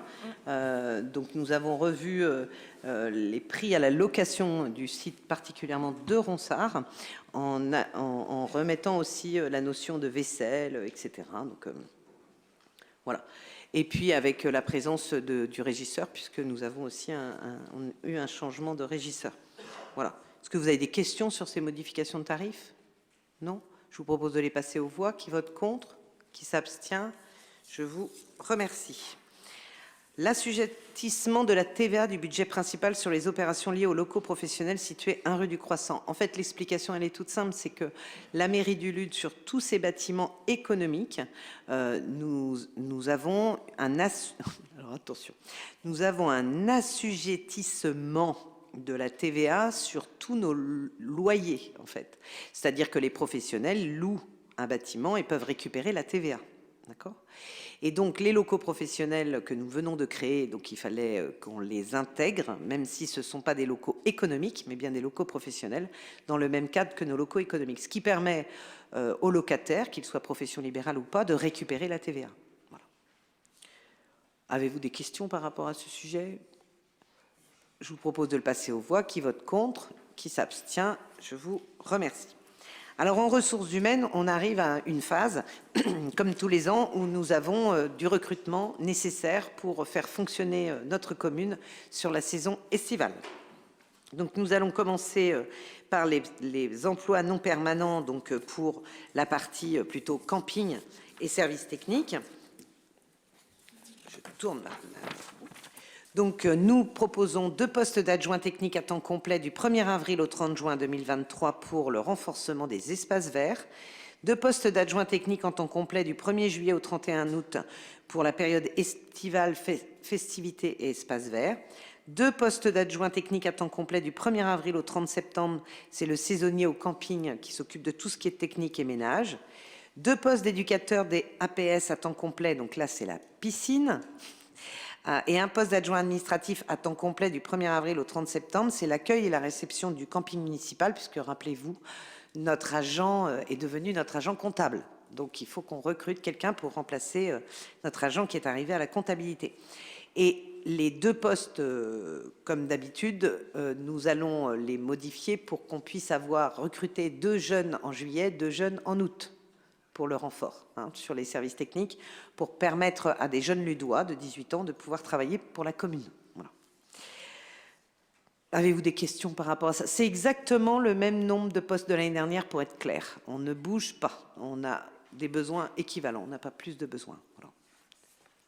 Je vous propose de les passer aux voix pour qu'on puisse faire les annonces et recruter le personnel qui souhaite travailler cet été pour nous. Donc, qui vote contre? Qui s'abstient? Je vous remercie. La même chose maintenant sur un autre secteur. Donc nous avons besoin donc de créer un emploi non permanent d'adjoint d'animation pour faire face à un besoin lié à un accroissement temporaire d'activité, notamment avec la présence de la microfolie. Alors, juste pour resituer bien clairement, parce que c'est tous les postes qui vont y afférents, nous avions un régisseur principal à Ronsard, rappelez-vous, qui n'a pas été recruté pour le moment. Nous avons recruté une technicienne à Ronsard, mais pas un régisseur. Nous avions un profil de poste de régisseur de la salle et nous avons décidé de le transformer, ce poste, en gestionnaire du site, avec une partie aussi de direction de l'association Le Ronsard, pour pouvoir mettre en œuvre la politique culturelle de la ville, une partie sur la ville, une partie sur l'associatif. Et donc, en attendant ce recrutement, en fait, nous avons un besoin quand même ponctuel sur le site de Ronsard, et en particulier pour la microfolie. Donc, on vous propose dans un premier temps, je vais juste vous dire, puis après on va revenir au vote. On vous propose dans un premier temps un temps complet, donc à compter du 1er mars pour une durée de 12 mois maximum, mais ce sera moins. En fait, c'est un poste qui va être créé pour attendre le recrutement en fait, de notre gestionnaire de Ronsard. D'accord ? Ensuite, vous avez la suppression d'un emploi permanent pour l'espace Ronsard, c'est on supprime le poste de régisseur de Ronsard. D'accord ?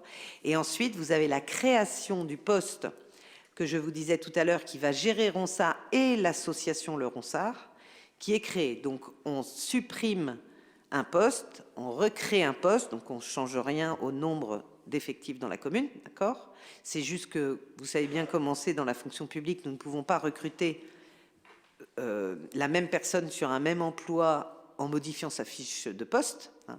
Donc, on est obligé de supprimer le poste pour en réouvrir un, et on recrute un emploi temporaire pour la microfolie en attendant le recrutement du nouveau responsable de Ronsard. D'accord ?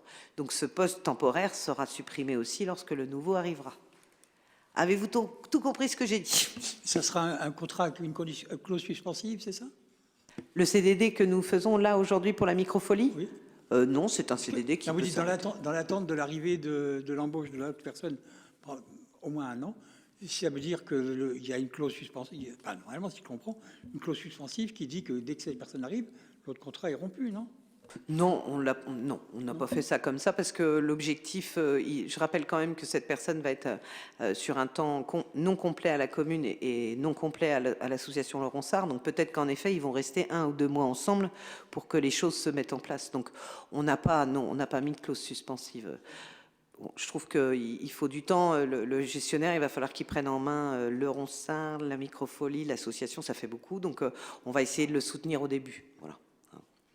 Mais ce n'est pas un emploi, en tout cas à terme. Voilà. Donc, je vous propose la première délibération, c'est la création du poste, donc à partir du 1er mars 2023, d'une durée de 12 mois. Et je vous avoue que c'est aussi, je vous avoue non, mais je vous dis aussi que c'est pour conforter aussi une personne que nous avons recrutée dans le cadre d'un PEC, d'un PEC. Vous savez, c'était les emplois aidés. Avant, on avait des CES, après ça a été, enfin, ça change de nom tous les ans, tous les 2 ans. Donc, nous avions un PEC qui intervient aujourd'hui avec une agente très bien, qui travaille sur la médiation et sur la microfolie. Et son PEC arrive à échéance et l'État vient de nous annoncer qu'il n'y aurait plus de contrat aidé. Terminé. Voilà. Et cette personne, en fait, travaille très très bien. Et tant qu'on n'a pas récupéré Ronsard, on souhaite qu'elle continue à la commune, d'autant plus qu'elle connaît très bien l'outil et qu'elle pourra former la personne qui arrivera. Donc du coup, c'est pour elle aussi qu'on le fait, pour garder cet élément qui, je ne sais pas si vous avez vu les photos de la microfolie, mais aujourd'hui, on a quand même de plus en plus de monde, donc il faut conforter cet outil numérique, ce musée numérique. Voilà. Et conforter cet agent contractuel. Voilà. Et en plus, je trouve que c'est une belle évolution puisque c'est quelqu'un qui a été recruté dans le cadre d'un contrat aidé et qui va aujourd'hui être sur un contrat, un CDD certes, mais c'est au-dessus d'un contrat aidé, donc c'est plutôt pas mal. Voilà. Donc je vous propose de le passer aux voix. Qui vote contre? Qui s'abstient? Je vous remercie. Donc ensuite, comme je vous disais tout à l'heure, on supprime le poste de régisseur de Ronsard qui était existant. Qui vote contre? Qui s'abstient? Je vous remercie. Et on recrée donc un emploi permanent à la place. Et donc ces emplois sont ouverts aux fonctionnaires relevant du cadre d'emploi des rédacteurs, des adjoints administratifs, du cadre d'emploi des animateurs et des adjoints d'animation et pourront être pourvus par des fonctionnaires titulaires. Donc on vous cite tous les... Vous savez bien comment c'est, il faut qu'on mette un maximum de statuts et de grades si on veut avoir la chance de retrouver quelqu'un. Et puis, ça peut être aussi un contractuel, bien évidemment. L'objectif de cet emploi, c'est d'être coordinateur de l'espace Ronsard et directeur de l'association culturelle Le Ronsard. C'est un temps complet à partir du 1er avril 2023, avec une montée en puissance de mise à disposition à l'association, au fur et à mesure où nous allons déléguer nos actions culturelles. Donc, je vous propose de le placer aux voix. Qui est contre? Qui s'abstient? Je vous remercie. Sur les points d'urbanisme, donc on continue aujourd'hui à acheter en fait des maisons qui sont dans un état non habitables, on va dire ça, mais qui nous permettent de pouvoir réaménager notre centre-bourg. Donc le premier bien, c'est un bien qui est situé 9 rue du Bœuf et 4 rue des Affronteries. Pour être tout à fait clair avec vous, le 4 rue des Affronteries n'est pas forcément intéressant pour nous dans l'aménagement du centre-bourg, mais fait partie du lot. C'est-à-dire que le propriétaire de cette maison et de ce garage est décédé et les enfants ne souhaitent pas garder ces bâtiments et donc nous ont proposé de récupérer ces bâtiments. Donc il y en a un qui est en zone urbaine, en centre-ville, et qui pourra demain être proposé pour un commerce. Et puis le deuxième aura besoin d'une démolition vu l'état, avec derrière l'objectif de vendre le terrain aux voisins qui aujourd'hui ne souhaitent pas l'acheter parce qu'il y a un garage dessus en mauvais état. Une fois qu'il sera démoli, nous revendrons le terrain aux voisins qui, à mon avis, seront très intéressés pour agrandir leur parcelle. Voilà. Donc la négociation avec les enfants est de 17 000 € pour les 2 bâtiments. Voilà. Avez-vous des questions sur cette... Oui. Vous savez à peu près combien ça va chiffrer, le bâtiment que vous gardez dans le centre-ville à rénover? Non, mais l'objectif aujourd'hui, si on rénove la partie, alors on est dans la même situation que tous les bâtiments avec un commerce au rez-de-chaussée et l'habitat au-dessus. Donc l'objectif aujourd'hui, c'est pas d'utiliser l'habitat, mais plutôt d'utiliser le commerce. Il y a 2 choses importantes, c'est la rénovation de la façade pour qu'elle puisse correspondre à nos attendus du centre-ville. Et la deuxième chose, c'est une rénovation intérieure qui est en gros placo, puisque l'électricité, l'eau, tout ça c'est aux normes, il n'y a pas de problème. Donc c'est juste une rénovation du commerce en bas. Je ne vais pas vous cacher que l'objectif pour nous quand même, une fois que la façade soit rénovée, et peut-être qu'on aura un commerce ou pas, c'est de revendre ce bâti, mais qui aura visuellement, en tout cas, qui s'intégrera dans notre rénovation urbaine. Et si on peut installer un commerçant pour le moment, ce sera une bonne idée aussi. Voilà. Donc le coût le plus important, ce sera sans doute la rénovation de la façade. Voilà. Pas d'autres questions? Je vous propose de le passer aux voix. Donc qui vote contre? Qui s'abstient? Je vous remercie. Le deuxième, donc, c'est 38 rue de l'Image, pour ceux qui savent où c'est et qui ont une petite idée. Voilà. Donc c'est pareil, ce sont des parcelles qui sont en zone urbaine, à vocation mixte, habitat, équipement et activité. C'est une parcelle qui nous est vendue donc à 32 000 €, frais d'agence inclus, frais de notaire à la charge de la commune, évidemment, comme d'habitude. C'est aussi un commerce de centre-ville et nous espérons bien avoir un porteur de projet qui le reprenne. C'est une restauration qui nous manque aujourd'hui, je pense. Surtout moi, la Bretonne qui aime les crêpes. Voilà, ça vous donne une petite idée de quoi je parle. Voilà. Avez-vous des questions par rapport à... Et donc, on a, rappelez-vous aussi, avec ce bâtiment, une licence 4 qui est importante pour la commune, à garder sur notre territoire. Mais sur ce bâtiment, il n'y a pas un droit de passage? Pas sur... Alors, il faut que tu prennes le micro, Philippe. La deuxième part, il y a 2 parcelles, le bâtiment et la cour est en indivision, elle appartient aux 4 propriétaires autour. C'est un droit de passage pour les 4 propriétaires qui possèdent cette deuxième parcelle. Par contre, le jardin du fond et la petite dépendance ne font pas partie de l'achat de la commune. A été revendu aux voisins. Nous nous intéressons au commerce et donc il n'y a pas de droit de passage dans le commerce en fait. C'est juste sur la partie extérieure qui ne nous intéresse pas plus que ça. Oui, nous ce qui nous intéresse c'est le commerce en fait aujourd'hui qui est en état et qui peut très rapidement, où on peut très rapidement installer un porteur de projet. Je vous propose de le passer aux voix du coup. Qui vote contre? Qui s'abstient? Je vous remercie. Et enfin le dernier, c'est une parcelle qui est située 28 rue Dorée. Donc cette parcelle, rappelez-vous notre projet global d'aménagement devant l'église, avec le fait d'enlever les voitures devant l'église et d'aménager un parking pour les habitants, mais aussi pour les personnes qui viennent dans nos commerces au centre-ville. Donc cette parcelle fait partie des maisons que nous avions l'intention d'acheter. Donc pour l'instant, il y avait en gros 4 maisons. Ça sera donc la deuxième sur 4. Il nous en manque encore 2. C'est pas simple. Le 28, c'est un étranger qui est propriétaire. Moi, beaucoup plus loin, 34.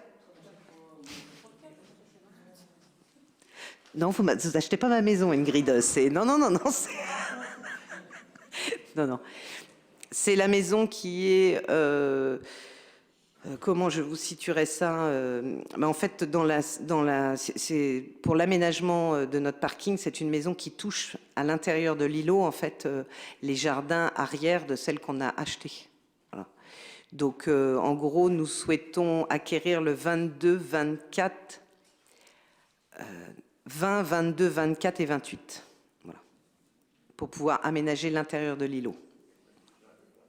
Et nous avons, donc là, le 28 et nous avons le 24. Voilà. Il nous reste donc le 20 et le 22 encore. Et nous sommes en train de travailler sur une étude de faisabilité d'aménagement et de démolition avec 2 maisons en état de péril. Pour ceux qui connaissent la rue Dorée, c'est une maison qui est en très mauvais état en tuffeau. Un ancien magasin avec des volets et une porte qui est complètement morte. Il y a des habitants dans cette maison, dans la partie arrière, il doit y avoir à peu près 160 pigeons. Excusez-moi, je ne comprends pas bien, parce que si on n'achète pas le 26 c'est que du bâtiment, là, entre les deux. Là, à quoi ça sert si on est coincé entre le 28 et le 24? Parce qu'en fait, le 26, c'est une négociation qu'on va avoir avec le propriétaire, c'est-à-dire que la partie devant est une partie en bon état avec des locataires. Il n'y a pas de raison que nous soyons acheteurs. Par contre, la partie arrière qui est en très mauvais état et qui donne justement, qui permet de faire la jonction, est en cours de négociation. Voilà. Donc, je vous propose de le passer aux voix. Qui vote contre? Qui s'abstient? Je vous remercie.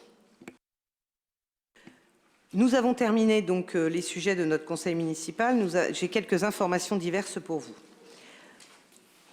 Une demande qui nous est arrivée et qui ne me permet pas de faire une délibération ce soir, et donc je souhaiterais échanger avec vous sur la possibilité de faire cette délibération au prochain conseil municipal, si évidemment le conseil municipal le souhaite. Nous avons une demande des pompiers pour une aide humanitaire dans le cadre du séisme en Turquie. Et pour ça, il nous faut une délibération du conseil municipal. Est-ce que vous souhaitez aujourd'hui que le conseil municipal participe financièrement auprès des pompiers pour le séisme en Turquie?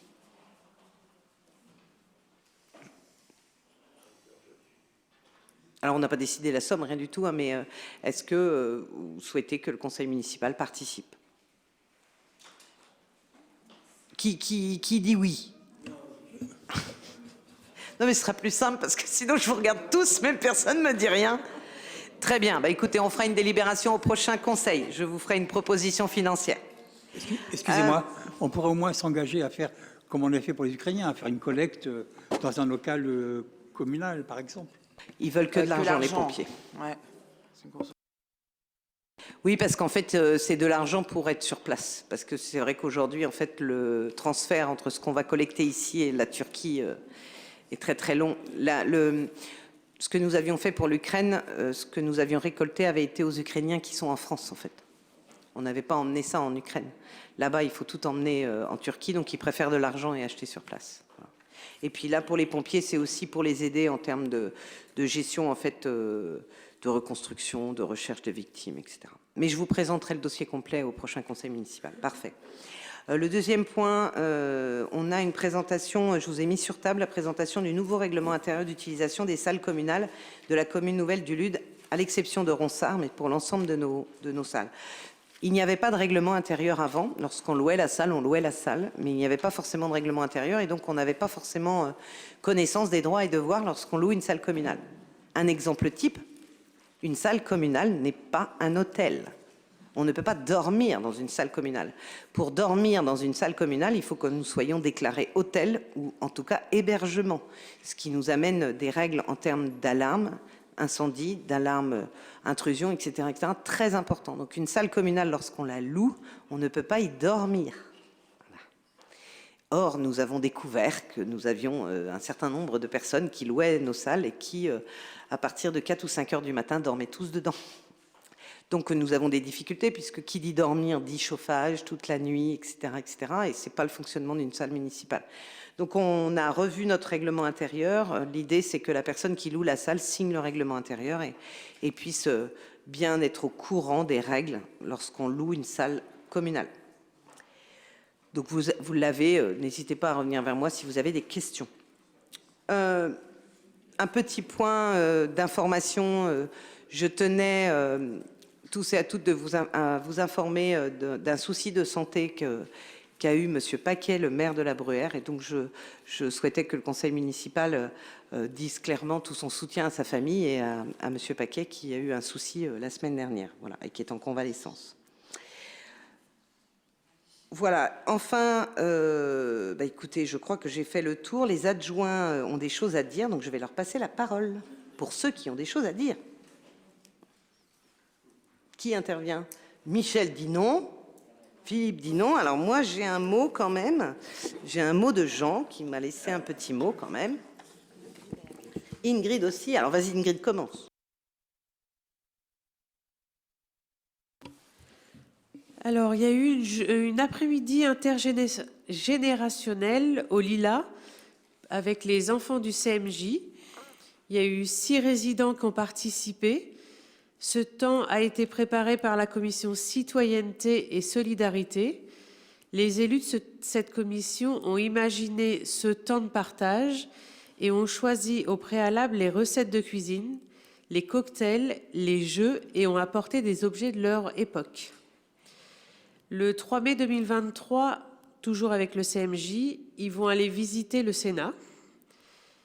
Et le 6 mai 2023, donc le samedi après-midi, il y aura la journée citoyenne. Donc il y aura des projets d'hôtels à insectes, capsules temporelles, et puis vous en verrez d'autres ce jour-là.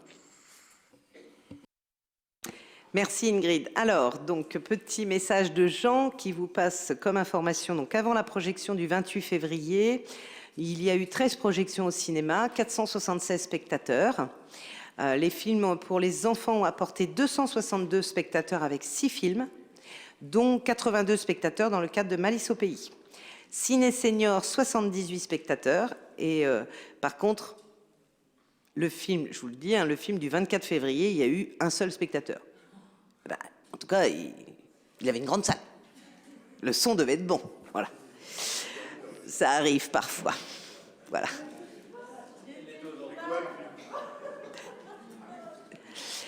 Alors, les événements à venir. C'était une conseillère municipale, en plus. Non. Alors, le dimanche 12 mars, à 15 h, on a le spectacle Ballet Masque. Vous avez dû voir les publicités sur ce spectacle. Pour un tarif plein de 25 € ou 20 € pour les abonnés. N'hésitez pas, c'est un très beau spectacle. Du 19 au 21 mars, nous avons le Printemps du cinéma avec 2 films au tarif national unique de 5 €. Le 19 mars à 15 h et le mardi 21 mars à 20 h 30. Le 7 avril, le spectacle Anne Frank au tarif de 6 € plein ou 4 € abonnés. Le 14, 15 et 16 avril, le festival Sortez local. Le premier festival 100% circuit court au LUD. Et donc avec un pass festival pour tous les spectacles de 10 € ou sinon 6 € par spectacle individuel. Alors, vous savez que nous avons à remplacer le spectacle du 6 mai. C'était Lola Dubini qui devait venir. Et donc, nous avons trouvé une remplaçante qui est une remplaçante de très grande qualité, d'autant plus en ce moment. Donc, nous avons choisi Mentissa, qui est une chanteuse, une jeune chanteuse, et qui vient de gagner aussi aux Victoires de la musique, et donc qui fait partie aussi des Enfoirés. Donc, elle va être à la télévision aussi vendredi soir. Elle prend beaucoup d'ampleur, et donc nous avons la chance d'avoir signé avant les Victoires de la musique. Et donc, je vous conseille de réserver vos places, parce que je pense que la salle va être pleine. Donc, c'est une chanteuse, auteure, compositrice et interprète qui chante le tube « Et bam », et je ne vais pas vous le chanter parce que moi je ne suis pas Mentissa et je ne chante pas bien. Voilà. Et donc c'est le même tarif que Dubini, 15 € plein pour voir une chanteuse qui a eu les Victoires de la musique. Je peux vous dire que son cachet va doubler dans les quelques mois qui viennent, donc profitez-en. Voilà. C'est le 6 mai. Alors, pour les anciens combattants, donc le 5 mars, rappelez-vous, nous avons la cérémonie commémorant les événements tragiques qui se sont déroulés le 6 mars 43 au LUD. Donc, ce sera devant la mairie. Monsieur Champy, Jean a très bien marqué que Monsieur Champy remplacera Madame le maire qui n'est pas là. Pour une fois, je ne serai pas à cette cérémonie, je suis en famille. Et donc, c'est Monsieur Champy qui me remplacera. Voilà. Donc, venez le voir nombreux. Donc c'est un rassemblement à 10h30 place du Mail, Michel, hein, et puis ensuite 10h45 déplacement en défilé vers la place de François de Nicolaï pour enfin la cérémonie à 11h. Dépôt de germes, appel aux morts et puis ensuite le vin d'honneur en mairie. Voilà.